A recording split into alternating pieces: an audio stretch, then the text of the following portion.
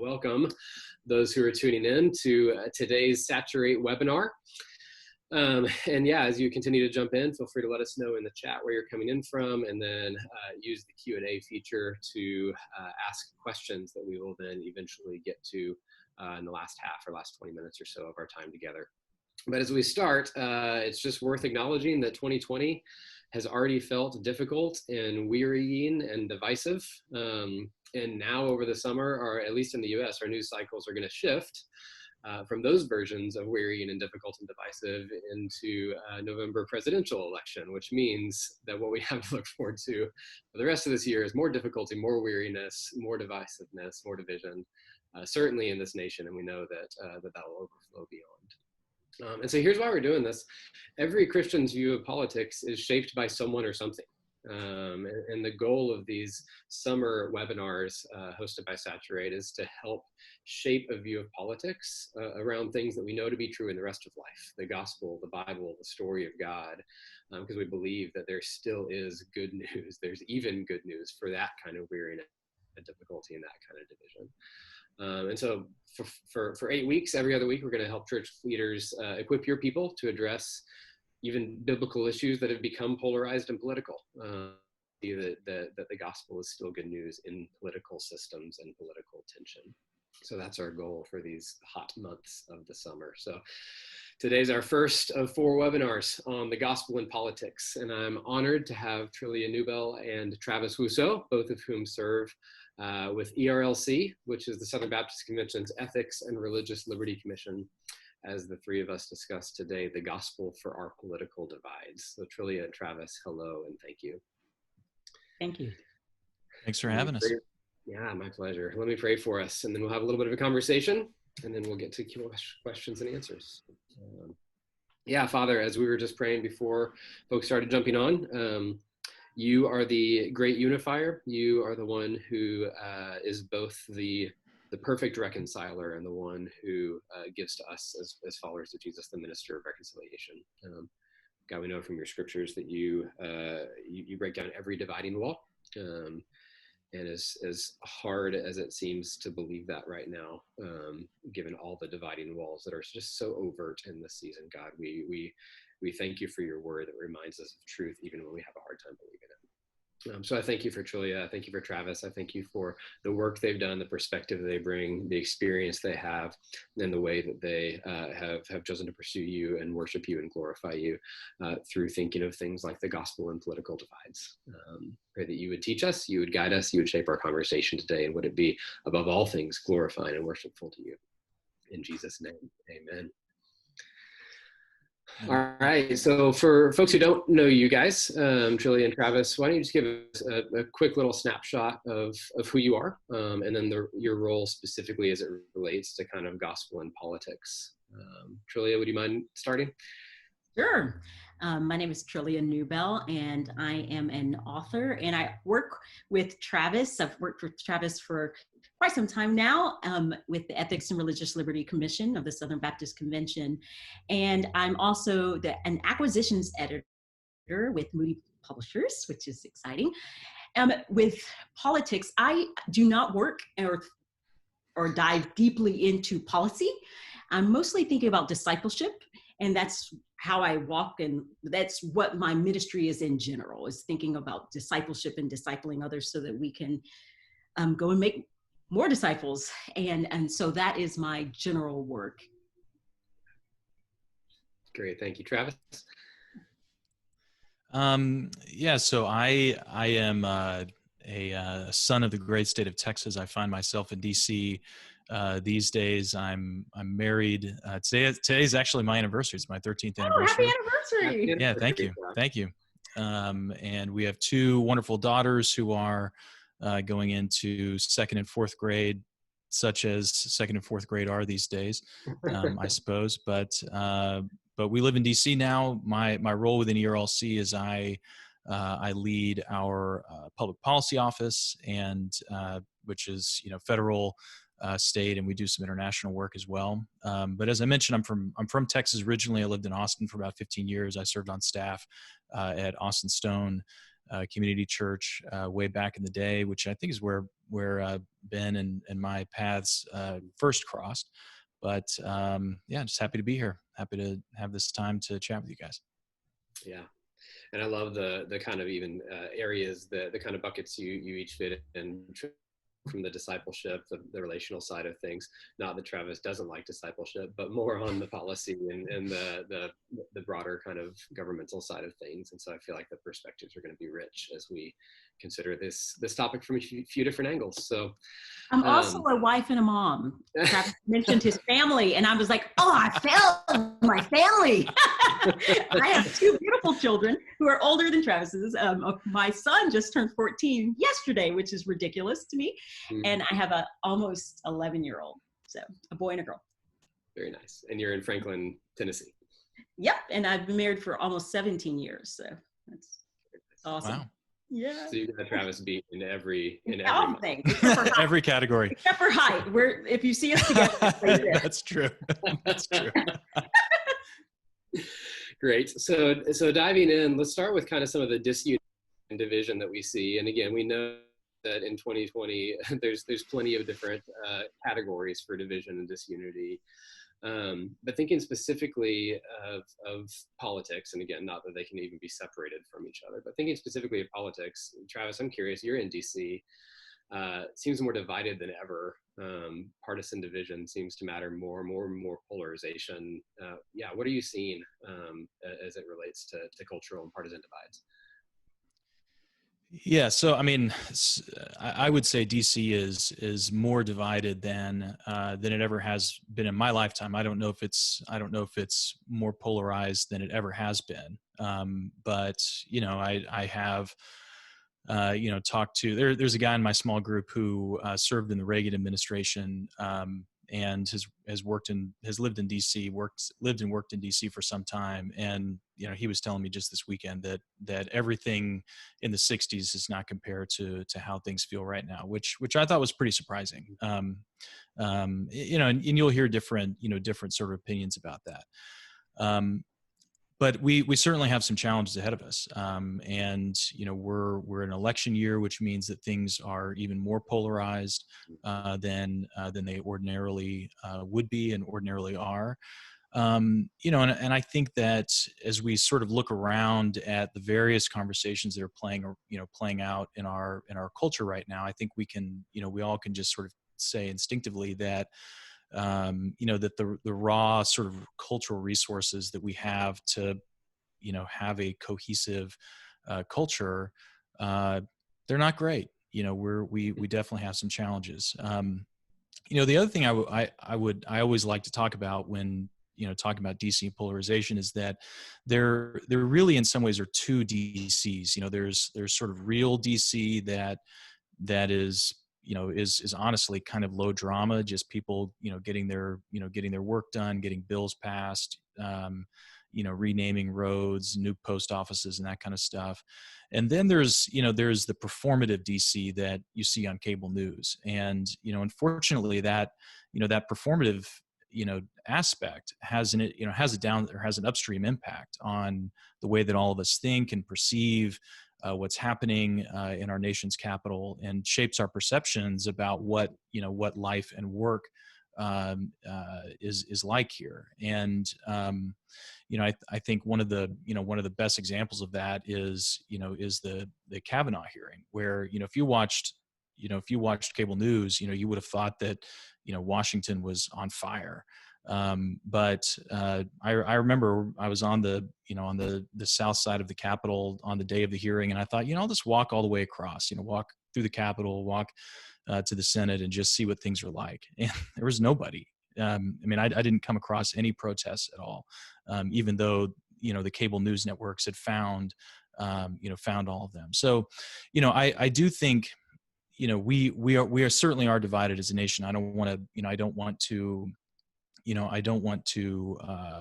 underplay the challenges that I think we have, because I think we do have significant challenges ahead of us.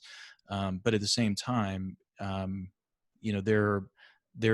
a performative dimension of this, where people aren't as mad as they seem like they are on TV. And unfortunately, that impacts us and shapes the way that we think. It feels like that even becomes a little bit of a cycle of, in the same way of like, does life reflect art, or does art reflect life? And maybe the answer is yes. Where some of the downstream and upstream, if that's what people are perceiving, then they're going to go more and more entrenched, which is going to entrench the performative side more and more. And so it seems like it's kind of this cycle that's more overt, at least maybe now, than more divided.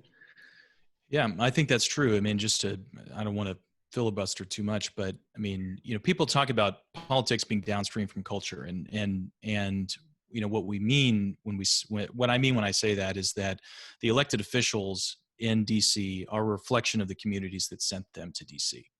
And so normally that's the flow of things, is that, what happens in communities then produces an impact that we see in Washington. But, because of this, the way that you put it, sort of the cycle, it's not just a downstream effect. What happens in DC is also impacting our culture. And that's that cycle of polarization is tearing us apart. Yeah. And so that even gets into kind of a more, or even, church impacting kind of way. If what you're saying is, hey, it's the communities that are then sending the representatives. And so this is a much more tangible. Most of us aren't in DC, so we can grasp like, hey, my community can actually have an impact on this. Right. Trillia, really either of you, but Trillia first, maybe, what have you seen as far as political divides specifically within the Christian world? Where do you see some of those fault lines? Well, it's deep, and I see it deepest, I think, online.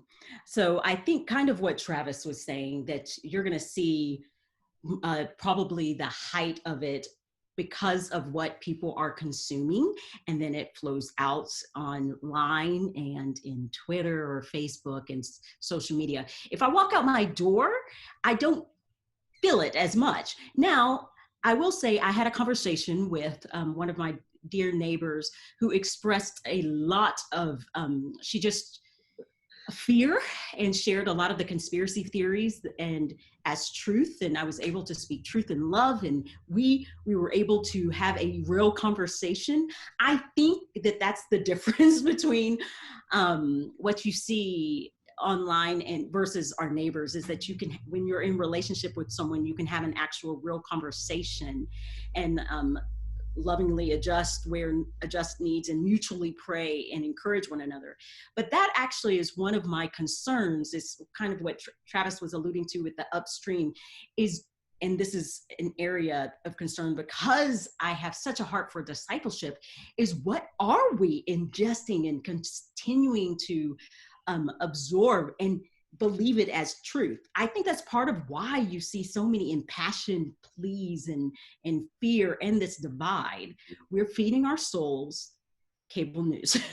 And I am not against cable news, but if that is all we are absorbing and all we are feeding ourselves, then we will have a lopsided view of reality. And I think that's part of it. It's just that we're believing whatever narrative is being fed to us as truth. And so we apply it to our communities, we apply it to our neighbors. And, but again, my concern more than anything is what we're doing to our own souls and to our hearts and our minds, and being able to think critically and be discerning and guarded. I just think a lot of those things are, we're not walking well and in the fruit of the Spirit as a result of just what we're consuming so much of. So yes, we are divided, but I don't know how much it's playing itself out in reality in local church contexts or in local communities. Though it is, clearly we've seen it just looking at the protests and looking at we know, okay. But again, in a lot of those protests, you have people from all sorts of backgrounds coming together, right, saying it's enough. We've had enough. So that's, I just do wonder if even in our social media the way, if it too is performative, if it's just a big show. So I'm not convinced, but I am concerned about our souls. Yeah. And it's interesting that we're having this discussion in the year with everything else going on, because I know that one thing that most people have said about COVID, which is not political, although people make it political. But one thing that people have said is it's not, the hopes and fears and this kind of stuff. It's not birthing necessarily new hopes or new fears or showing new idols. It's really just bringing those to the surface. And we're seeing a lot of those in overt ways. And I have to think that's got to be true about an election year, whereas like the political sides aren't going to start once, the various parties host their conventions, but they are going to certainly bubble to the surface and bring out what's already there in a much more overt way. Have you heard the term idol factory? Yeah, right. Our hearts are idol factories. We're just constantly having to kill the idols of our hearts. And right now, since 2016, it's really been, it seems really clear. Of course, an idol is often a blind spot, so people don't see their idols, the things that they are worshiping. But when someone is so passionate about a certain political, I don't know, ideology, you have to ask, what are you being ruled by? Why is that such a passion that it divides the church? And as you prayed earlier, the dividing wall of hostility has been broken, torn, abolished in the body of Jesus Christ, Ephesians 2. So that's our cosmic reality that we're not walking out and living out. So if we're divided because of politics, then we need to ask ourselves, what is it that is ruling us? Why can't we love our neighbor because we think differently? And so that to me, I think is, those idols are being revealed, and what we're worshiping is being revealed. What I want to caution is, I'm not saying we can't be passionate and concerned and we can't speak out. Actually, we need to, but when it drives us to slander or misrepresenting people, which we see a lot of in Christian, I'm talking to Christians, we see a lot of people misrepresenting, there's a better word, it's a commandment, but my brain is going flatline. But we see that, and it is not, that is a problem, it's a sin. And so, and when it causes us to divide, that we can't have conversations like this, that's a problem. So I think we need to address those things in the church. And I do believe that come November, January, it's going to be difficult. Not something that we can't wade through and that the Lord can't use, but I don't think that this is just the beginning. I think I think we're in for a tough time. Yeah. So with that, so if the answer is not, hey, don't be passionate and stay silent, and the answer is also not, devote yourself wholesale to any ideology outside of Jesus and his truth, how is it that we ought to think about politics and the government through the lens of the gospel? And again, not just this year, but it feels more heightened this year. So how do we think about politics and government through the lens of Jesus and his good news? I can sort of take a stab, but I'm interested in what Trillia thinks about this. I think there's a lot of ways to think about this question. How does the gospel impact? How does the gospel shape our politics? And I think for me as a starting point, I think it's useful to think about, well, what do we mean when we use the word politics? Because it carries, at least in a lot of places, a negative connotation. But the way that I like to define politics is that politics is basically two or more people trying to do something together. Politics is, the drama, decision-making process, all of that stuff that gets produced when you have two or more people trying to do something. And just like everything, that cooperation, that politics has been impacted by the fall. it's been decimated by the fall. So frustration comes to that cooperation. We have sinful motives. We abuse rather than steward the power that we've been entrusted with. And so, what does the gospel have to do with this fallen politics? Well, the kingdom is here. The kingdom of Christ has burst forth. It's come into our churches. It's shaping our hearts. We're being led and compelled by the Holy Spirit. But yet, the kingdom is also not here. And I think in politics, we sort of see the not yet side of that paradox most starkly. Because we see the way that sin, and I think it probably has something to do with the use and abuse of power, that is, so central, I think, to our fallen nature. So again, I mean, I think we need to be hopeful, but we also can't be utopians. We can't be, we can't, think that the New Jerusalem is already here. It's not. The New Jerusalem will have politics. It won't have sinful politics, but we'll be working together. The politics will sort of lose its, negative connotation in the New Jerusalem. So, in the meantime, I think, we have to recognize that, everything that we do, including the things that we ourselves try to do, is cursed by sin. Our motives are tainted and twisted. We'll be tempted to, as I said earlier, abuse the power that we have been given rather than steward it. But I think in the meantime, we can align ourselves as best we can with the things that we know that God cares about, which is both justice and righteousness. He cares about both of those things. And we're going to disagree about the application of those two ideas. In some cases, we might disagree about what those two ideas even mean for us in our life together. But but I don't think it's any more complicated than that. It's just really hard. Yeah. I was just gonna, Travis, where I was thinking is just that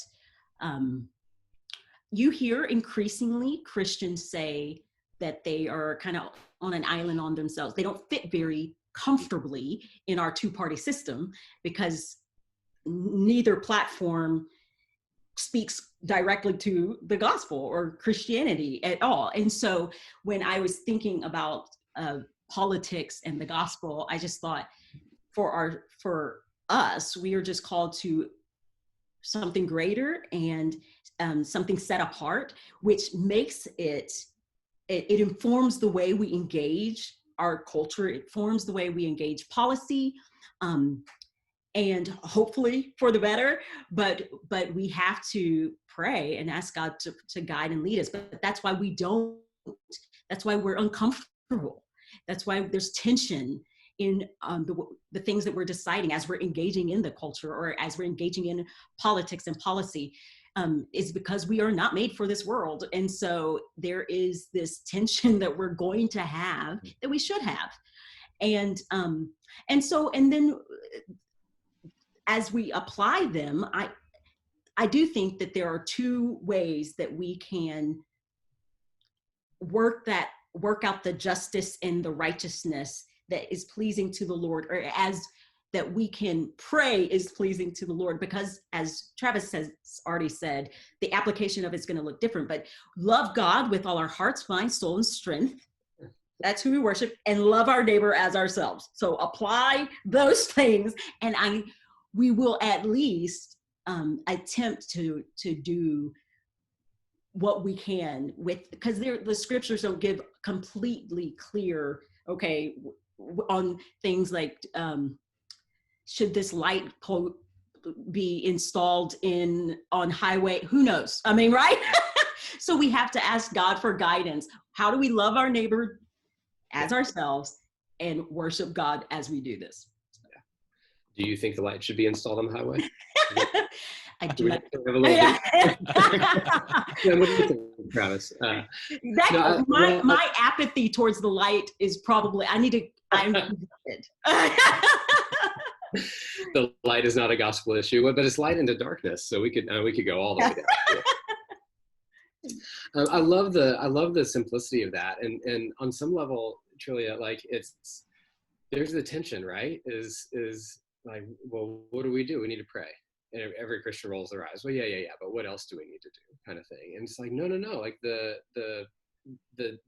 weight of which love God and love neighbor can become such a flippant thing that we just kind of put on a shelf over here. Say, yeah. Of course I know I'm supposed to love God and my neighbor, but this is politics, or this is racial injustice, or this, and it feels like we've kind of left truths that are okay to hold to in normal time, if I can say it like that, and we've left them on a shelf when they're most needed.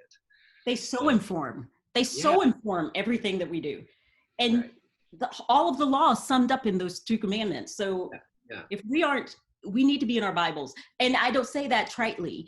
I say that with conviction and also being convicted. Like, we need to. It's going to help us do this well. Yeah. But as Travis said, we're going to fail. We're not going to do it perfectly, but it's going to help us do it better than if we are trying to do it in our own wisdom and our own strength. Yeah. And I love, again, it's so simple, and it's the answer to everything. And we need to pray for the Spirit to help us with all the other topics, and we need to pursue gospel truth in this as with other topics. And that's all you're saying is what is true for the rest of life that Christians say is of first importance. Turns out it's true in our politics as well. Well, I think we're done here. Trillia solved it for us. So, no. You've been literally done. I was like, okay, well, thanks, guys. nothing better than that. Love God and love neighbor, and all the politics will be solved. No, it's hard, but yeah.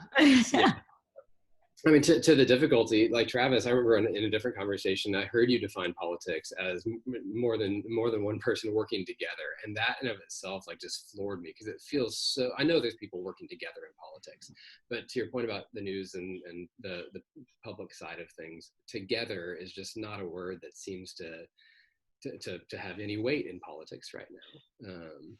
And I'm not I haven't given my life to policy and politics and discipleship in a political realm like you have, but it does feel like, just as a simple church pastor, that there's on one hand like some democratic platform that happens to line up with some biblical values at the expense of some others, and there's some Republican platform that seems to line up, happens to run parallel with some biblical values at the expense of others. And it seems like neither are wholesale Christian platform. Right? And I think I know the answer to this, but since we're talking about gospel and politics, is there a Christian platform that deserves wholesale support? I don't think so. You aren't necessarily going to get that answer, from everybody, but I don't think so. And I think that, I think as Christians, we recognize that implicitly. And I'm not saying that we shouldn't align ourselves with political parties. I'm not saying we shouldn't be a part of political parties, and even participate in them as party operatives. I think that's, so long as we conduct ourselves honorably, that is an honorable profession, for us to do that. I think that, for the average Christian, we do have to recognize that, the parties are drifting apart right now, and so they're pulling us apart. Where they're pulling us apart individually, they're also pulling our churches apart.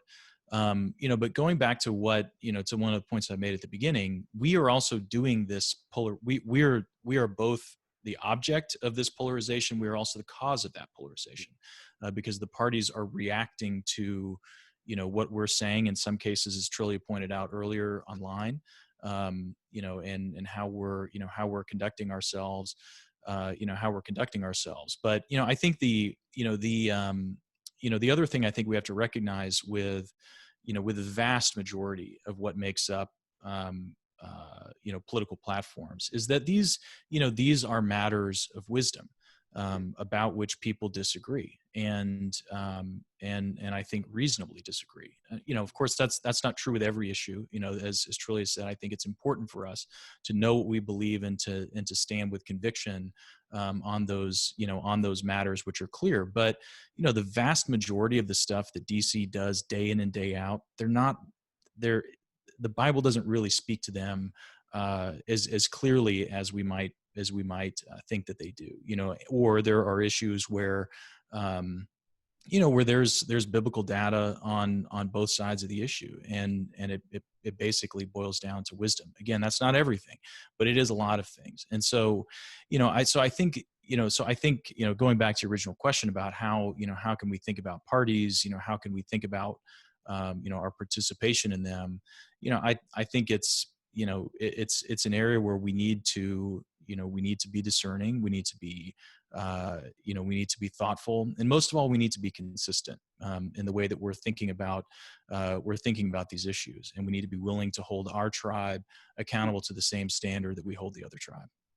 Yeah, I just amen that, because I think that's something that I've seen, especially over the last couple of years. We're not consistent, and that causes greater divide because of the inconsistency. So I couldn't agree more that we need to be consistent if we are going to really grow as a people and as a country.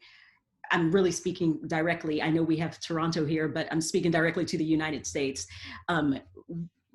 We will continue to grow further apart and divide further if we are not consistent. Yeah. Well, and that takes kind of your, back to your point earlier, Trillia, about love God and love neighbors, like the other command, and there's love your enemies, right? Yes. And is it Arthur Brooks has a book by that same title that basically talks about, like, what if we as Americans, but he claims Catholicism, so he's writing a little bit with a faith bent, saying, like, what if we as Christians developed a culture of compassion, and even not just toward those who agree with us, but toward our enemies, and talks about how usually when we're opposed, we either ignore it or we argue it, or we try to destroy our opponent. And he goes, what if there's a fourth way? What if we actually displayed love and compassion and listening and empathy and this kind of stuff, and actually engage the way that you talk about with your neighbor, Trillia, actually had a conversation with them, an informed one.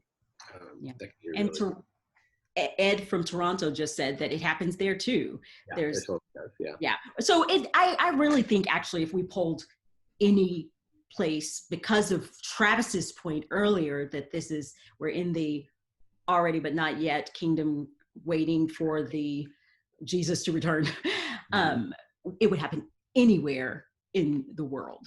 Right.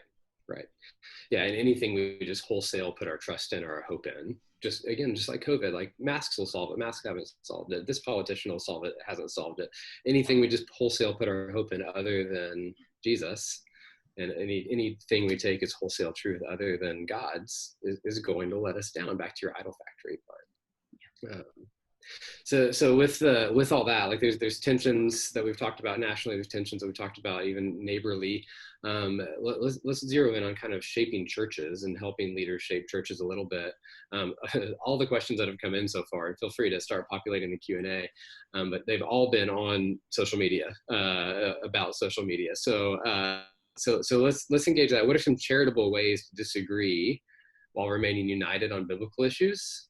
And if there's a step 2, what are some ways to do that charitably even online? So how can we disagree well? And then how can we disagree well online? Yeah. I mean, I think we do have to recognize we are in an election year, and in an election year, it is especially difficult to do this, because every disagreement that we have about the location of a light pole on a highway, all the way down to the big social questions of our day, basically collapse into a binary about this person or this person. and that's how that's where, I mean, that is the destination of the conversation, and because it's the destination of the conversation, that impacts the journey.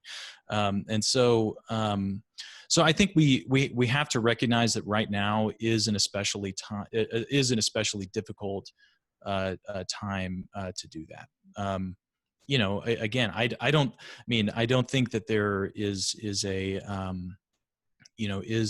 an especially complicated answer to your question. It just is really hard. We are told to love our enemies. We're told to use the measure for them that we would want to be used for ourselves. We are told to think more highly of others than we think of ourselves. Those are all really difficult things to do. But I think if you apply those principles to our political discourse, whether that's inside the church or online, sort of howling at the universe, it should, those commands should shape the way that we behave.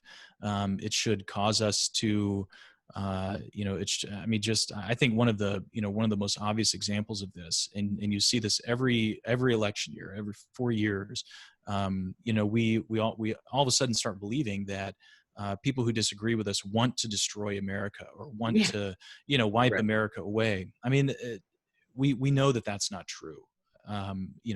Somewhere at least inside of us, we know that that's not true. But I think one of the best ways for us as Christians to model that, and as pastors to model this for your congregations, is to speak well of the motives of people who disagree with you. It isn't that they want to destroy the country. It's that they have a different definition of the common good, or they have a different way, a different vision for human flourishing, or they have a different, just a disagreement about whether this particular policy mechanism is going to produce more or less human flourishing than you do. It isn't about that. Nobody who is engaging in politics seriously. There are obviously there's some bad actors, but the people in your church, nobody wants to tear this thing down. We want to build it up. Everybody does. We just have a different vision of how to get there. Yeah, and I would just add that James says that the tongue, this little organ, can start a fire. So I would, adding to those to-dos and looking at the commands, be slow to speak. So be slow to speak and quick to hear, and listen well with the thought of charitably judging the person, not assuming the worst. So we got to listen actively. We can't listen assuming our bias is true. And then I think we want to speak truth in love. So the question before we're speaking, whether it's online or with our neighbor at church, is, okay, do I actually love this person? What am I thinking? Do I view them as made in the image of God with value and worth? And do I love them? And then if you're going to speak, you got to evaluate your heart first. So with online conversations, which I engage with probably more than Travis does, I don't. I know you don't at all. I have exactly one tweet right now. So probably is an understatement. Yes. Completely more than Travis does. You really have to be wise and thoughtful with what you share, because I can't remember the phrase you said, howling at the, what was it that you said? Oh, at the universe? Yeah, howling at the universe. That's great.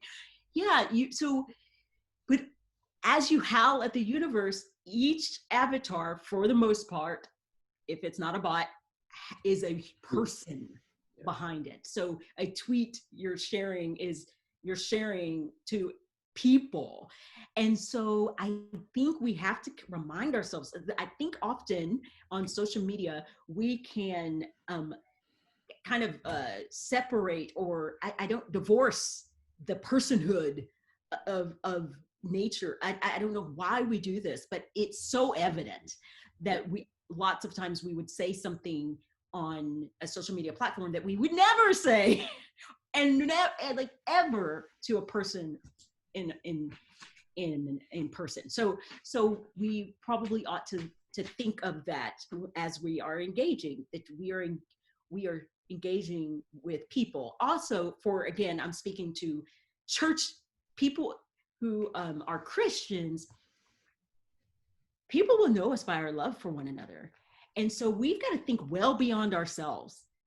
What are we saying to people about the church? What are we saying about what it means to be a Christian by the way we engage one another, by what we are saying? And so if this is true, and if God's word, I believe it's 1 John says that if you don't love God, how we treat people is evidence of our love for God as well. So the implications of our love for others, it's evidence of our transformed heart.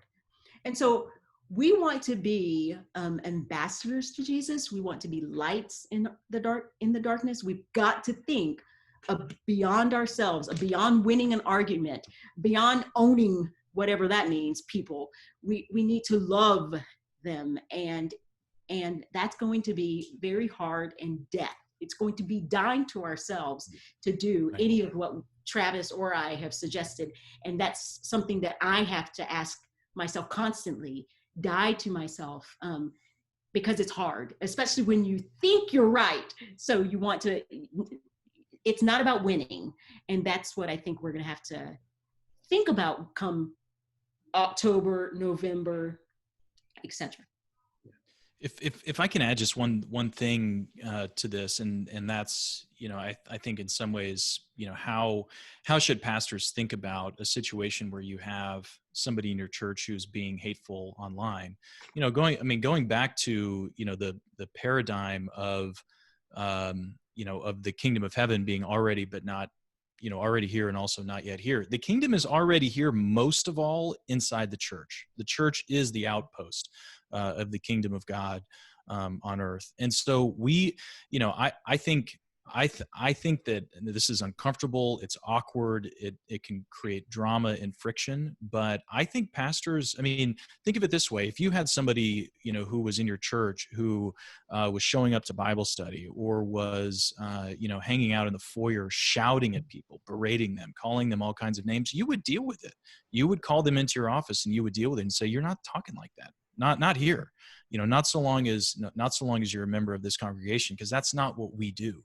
We're Americans, but we are citizens of the kingdom of heaven, and how we conduct ourselves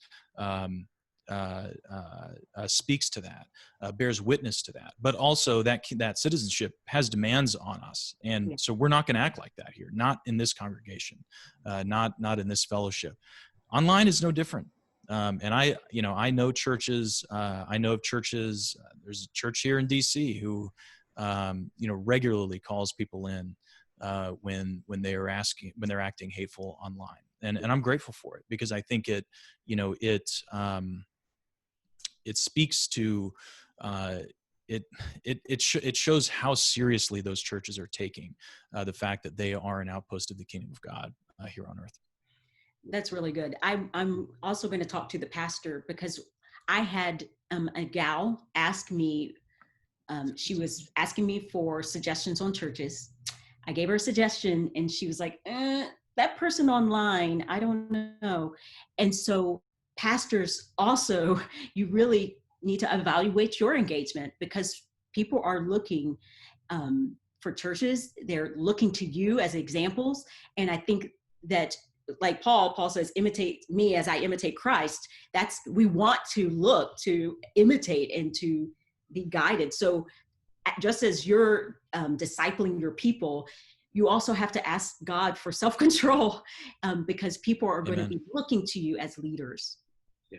Amen. It almost feels like we apply the slow to speak when we're in person, or if we know somebody, but it's not a tongue that sets everything on fire. We're very willing with our thumbs to set everything on fire, or not willing to listen or read or be thoughtful. Then it feels like idiocy. I don't like what you're saying. I'm going to immediately respond. I feel like Aaron and Michael, I think we got to those questions. If we didn't get to them to the extent you wanted to, feel free to ask another one. Before we leave this topic of social media, is there a way for this to be productive? Most churches have social media.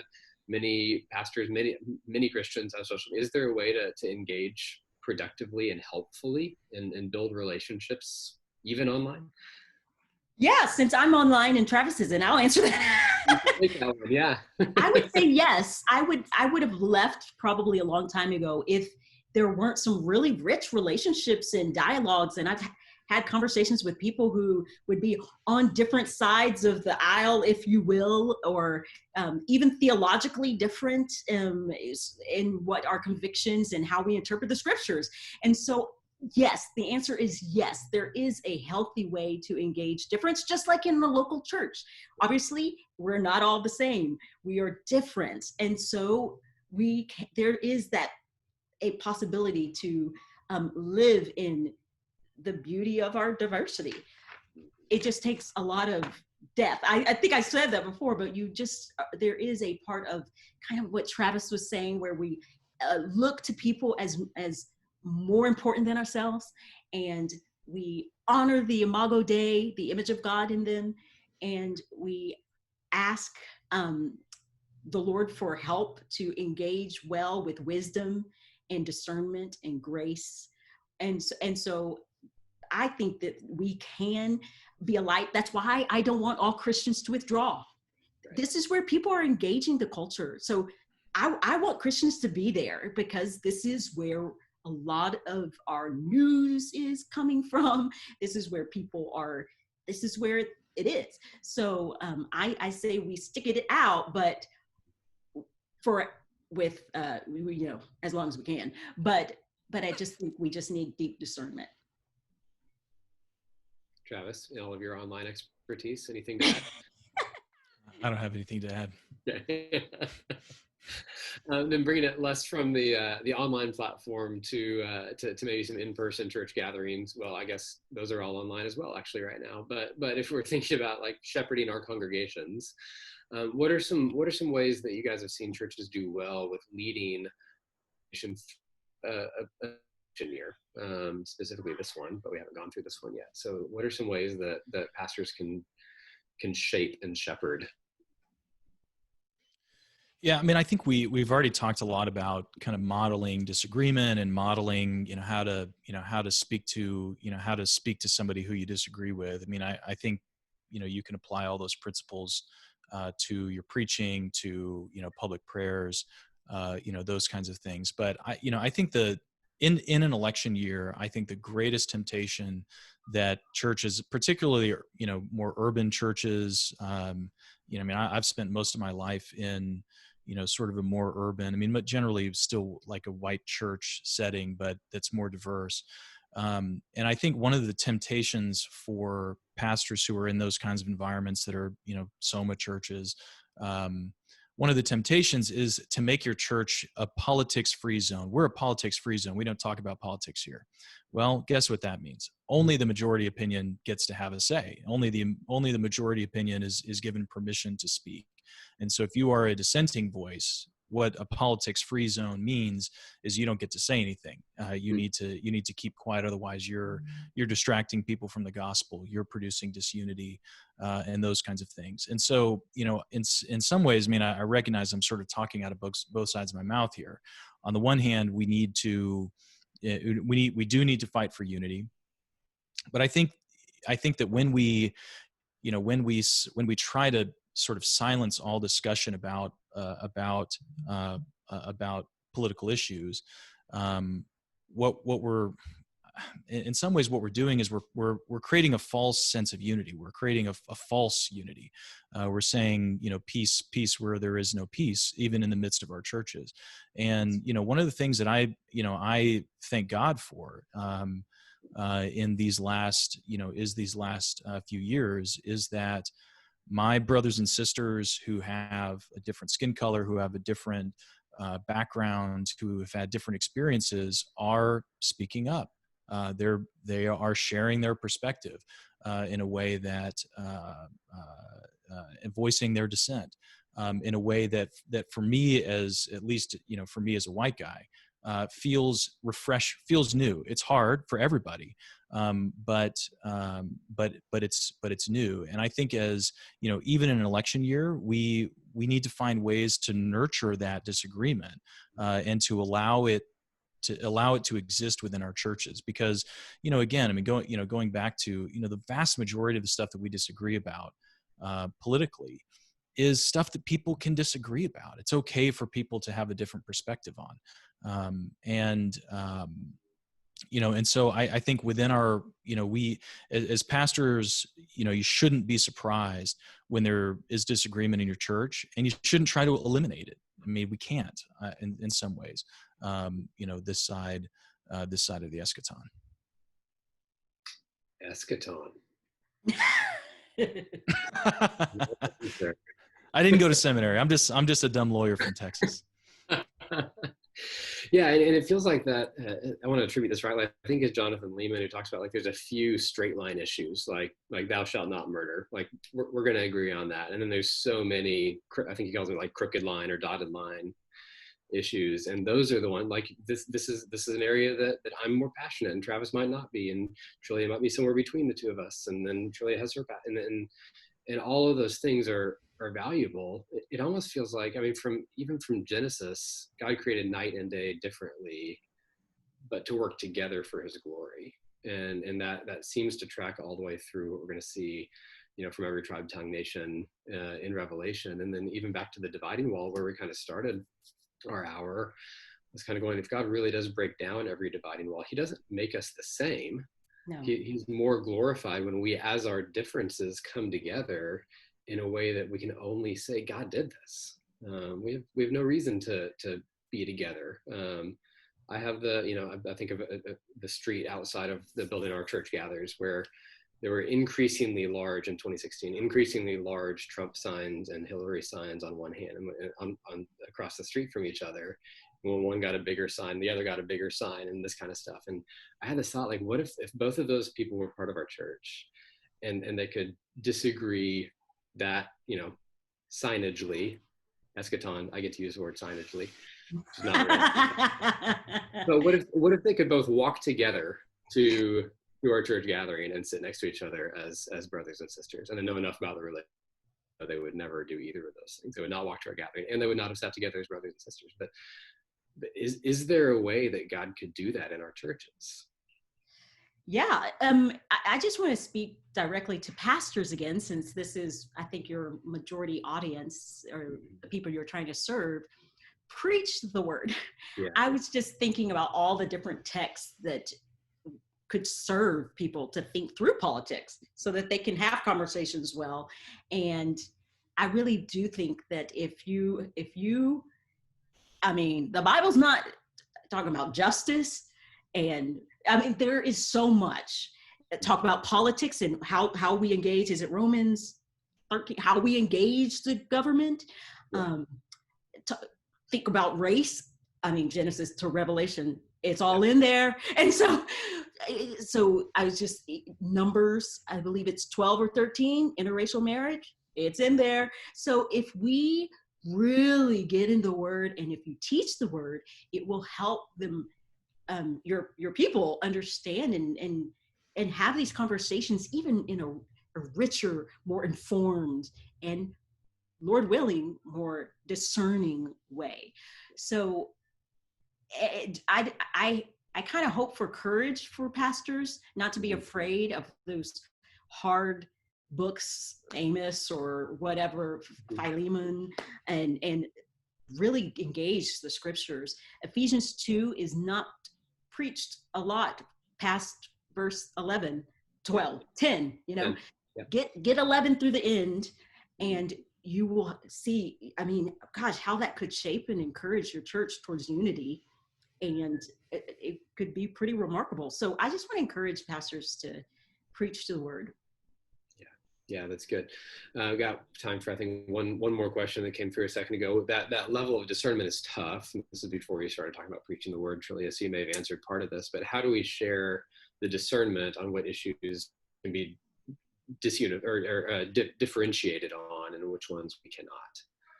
don't know if either of you have a answer to that. I think Travis alluded to it, or maybe it was you, Ben. Like murder is a really good example. 10 Commandments, go through. Thou shalt not murder, clear. Thou shalt not commit adultery, clear. So if there are some clear, we have to. The sin of partiality in James, clear. So that there's some real clear, lots of clear commandments that can help guide us, and that when applied, it will shape our politics. So I think going to what is clear, I guess you said, Jonathan Lehman said there's a straight line. Yeah, I think that's how he called it, straight line versus crooked or dotted lines. Yep. Go to those things that are clear. And I believe that, but also, like I think Travis said, there's some things that are just, we have to pray and ask and have a lot of grace. Ray Ortlund says something like our churches should be gospel cultures. So not just gospel preaching, but gospel cultures. And if we are going to live in this diverse thought and culture and skin in the church, which we hope for, then we're going to have gospel cultures where we extend a lot of grace, we repent where we're wronged, we confess our sin, and we grow together, because we're just not going to get it right all the time. Yeah. And I think that's, go ahead, Ben, sorry. Well, I was going to play out that image just one step further. I think it helps. Like there is the Bible commands this or prohibits this, on this, and then there's this whole realm of things, the light on the freeway kind of thing. And Romans 14 talks about, like, there's some folks who eat meat, sacrifice to idols, and some who don't, and some folks consider one day more important than the rest, others who don't. And Paul's answer is not go berate the other side until they agree with you, but rather whatever you do it to the glory of God. And that's when it gets into consider more highly than yourselves. And so that's just a little playing out of the straight line versus crooked line. There's a lot that fits into the crooked line that would be sacrifice to idols or one day more highly than the others kind of thing. Oh, and preach the book of Romans. We'll all be better for it. Yeah. Or any of the other ones. Oh, all right. Sorry, Yeah. I cut you off, Travis. What were you going to say? No, yeah, you made most of the point I was going to make. We'll leave it there. Okay, great. This is really important. We're going to hang on for one extra minute because this came through. What's the thoughts of political critique from the pulpit, and if I can add, also political support from the pulpit? Because I know that's been historically something that churches have even sometimes not been able to do. So, thoughts on critique and also support from the pulpit. I think it's a tough one. It's a tough one for pastors, I think, because you know that, especially as polarized as things are right now, whatever you say is going to delight and infuriate half of your people. Half people are going to be delighted, half the people are going to be infuriated. And so I think the way through this is to be sure that you are preaching and speaking to issues with gospel integrity, with consistency, that you're applying the same standard to every elected official or to every public official or just public person that you choose to speak to. I do think that these days right now where I feel like, especially since, in these dark times of quarantine, we're spending so much time online that it can feel like every little, Twitter slappy fight is the end of the world and it's going to dominate the news cycle. I think we have to have some screen of importance, to say something that's progressing. This is just a beef that happened online. It's not a big deal. Or, this thing is going to blow over. But it's not easy. I mean, every pastor, every person who's on this call listening, has had experiences where people have said, why didn't you speak up about this issue? You talked about this, but you didn't talk about that. I think the key to making it through these times, and I don't think, we can assume that that things are going to be getting any easier in terms of polarization, and in terms of just the frequency of these slappy fights. is you've got to make a decision about how you're, when are you going to speak up about an issue, and then when you do, be consistent, and which doesn't mean you always have to find balance. That if you speak about one person, you got to find an instance on the other side to critique as well. But over the course of time, that everybody can look back and say, well, that stung a little bit, but it's all right. He was, he's playing it straight. Do you want me? Yeah, sure. You want to real quick? I think policies that relate to the text that might be applicable would be acceptable and helpful, probably even. But I struggle to see the value in a pastor endorsing a particular candidate from the pulpit. So policies and different applications that relate closely to the text, okay, but I think you're going to cause harm, at least from my view, more potential harm than good when endorsing a really specific person, because they don't go to your church. I don't see the value of endorsing a political candidate from the pulpit. And just to clarify the point I was making, I agree totally with what you said, Trillia. I think that endorsing political candidates is a very tricky business for pastors to be getting into. My point was just that sometimes political officials are going to say stuff that sometimes it's really good, sometimes it's really bad. And I think we shouldn't necessarily make a blanket policy of shrinking back from critiquing this thing that happened simply because it was a political actor, who said it. But again, these are not easy questions, and you've got to make a decision about when you're going to speak, why, and what's the standard you're going to use, and how are you going to apply it consistently and evenly. Yeah. One of the things, I'm just going to share an application that I thought was really appropriate. My pastor, after the George Floyd murder, we prayed as a congregation. We prayed for our country. We prayed for racial harmony. We prayed for their family. That was completely appropriate.